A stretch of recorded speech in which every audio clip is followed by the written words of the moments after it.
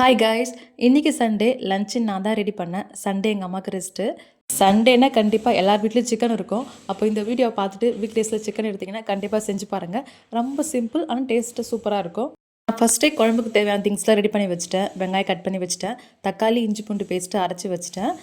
எப்போல்லாம் chicken gravy செஞ்சாலோ chicken fry பண்ணாலும் உருளைக்கிழங்கு ஆட் பண்ணிப்பேன். அது டேஸ்ட்டு சூப்பராக இருக்கும். நீங்களும் ஒரு வாட்டி ட்ரை பண்ணி பாருங்கள்.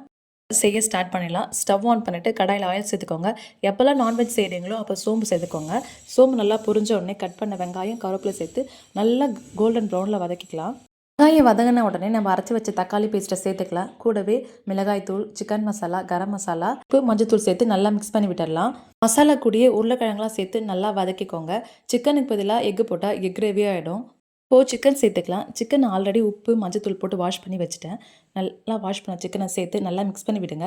ஒரு 5 மினிட்ஸ் மூடி போட்டு விடுங்க. சிக்கன்லேருந்து கொஞ்சம் தண்ணி வரும். அதுக்கப்புறமா ஓப்பன் பண்ணிவிட்டு உங்களுக்கு தேவையான அளவு தண்ணி சேர்த்துக்கோங்க. லாஸ்ட்டாக நான் பெப்பர், சீரகம், சோம்பு, பட்டை எல்லாம் சேர்த்து வறுத்து பவுட்ரு பண்ணி சேர்த்து ஒரு விசில் விட்டு இறக்கிட்டேன்.